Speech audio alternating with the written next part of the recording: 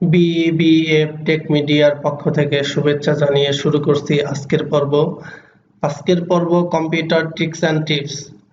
এই পর্বে আমি আপনাদের দেখাবো, আমি আপনাদের সাথে একটা গুরুত্বপূর্ণ কম্পিউটার টিপস শেয়ার করব। সেই টিপসই হচ্ছে কিভাবে আপনি আপনার কম্পিউটারের ড্রাইভ লেটার বা কম্পিউটারের হার্ড ডিস্কের যে পার্টিশন লেটার আছে বা হার্ড ডিস্কের যে কম্পিউটারের পার্টিশন আছে সেটা আপনি হাইড করতে পারেন।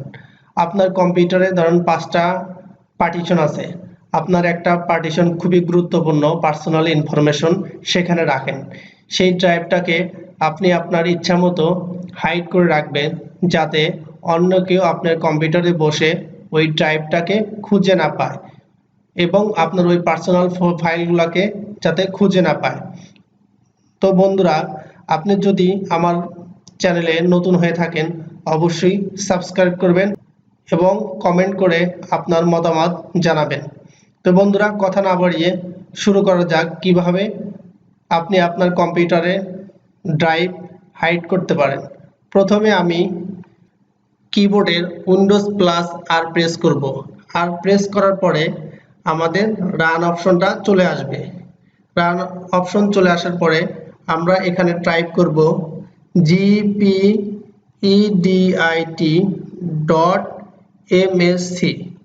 ভালো করে খেয়াল করুন, gpedit.msc। এটা লেখার পরে আমরা ওকে প্রেস করব। ওকে প্রেস করার পরে আমাদের একটা উইন্ডো চলে এসেছে। এই উইন্ডোটাকে আমরা একটু বড় করে নিই। এখানে উইন্ডোতে দুইটা অপশন আছে, একটা হচ্ছে কম্পিউটার কনফিগারেশন, একটা হচ্ছে ইউজার কনফিগারেশন। আমরা এখানেও বাম পাশে দেখতে পাচ্ছি কম্পিউটার কনফিগারেশন এবং ইউজার কনফিগারেশন।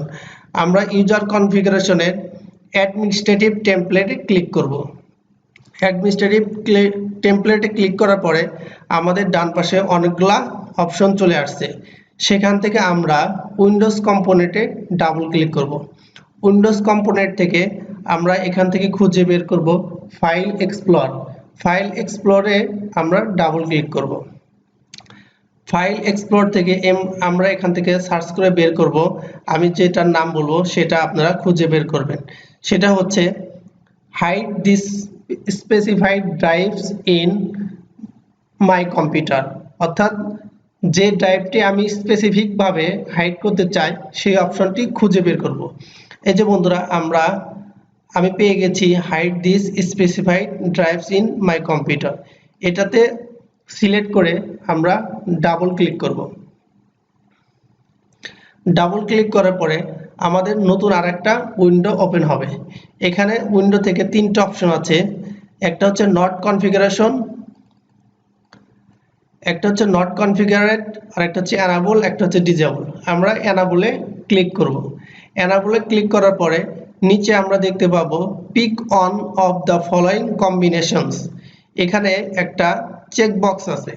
এই চেক বক্সে আমরা ক্লিক করার পরে এখানে আমরা অনেকগুলি অপশন দেখতে পাচ্ছি।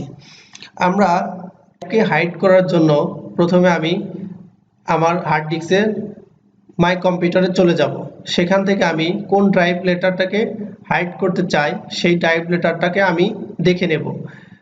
ধরুন আমার এখানে CDEF এই 4টি হার্ড ডিস্কের পার্টিশন আছে, ড্রাইভ আছে।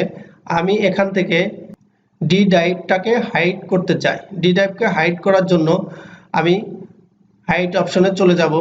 সেখানে গিয়ে এই চেক বারে ক্লিক করব। ক্লিক করার পরে এখানে দেখতে পাচ্ছেন C drive only, D drive only, restricted A and B only. আপনি সবগুলো ড্রাইভও আপনি স্পেসিফিকভাবে করতে পারেন, সবগুলো ড্রাইভও আপনি হাইড করে দিতে পারবেন। আমি স্পেসিফিকভাবে ডি ড্রাইভটাকে হাইড করতে চাচ্ছি, তাহলে আমি ডি ড্রাইভ অনলি সিলেক্ট করে অ্যাপ্লাই ওকে দিয়ে এখান থেকে বের হয়ে আসব। বের হয়ে এসে এখানে আমি আমার মাই কম্পিউটারে বা দিস কম্পিউটারের ভিতর ঢুকে একটা রিফ্রেশ করব। রিফ্রেশ করার পরে দেখেন বন্ধুরা, আমার কিন্তু এখান থেকে CEF CD এই সির পরে যে ডি ড্রাইভটা ছিল সেটা কিন্তু হাইড হয়ে গেছে। তো বন্ধুরা, আমার ভিডিওটি যদি আপনাদের একটু কাজে লেগে থাকে বা একটু ভালো লেগে থাকে অবশ্যই কমেন্ট করবেন এবং আপনার বন্ধুদের সাথে শেয়ার করতে ভুলবেন না।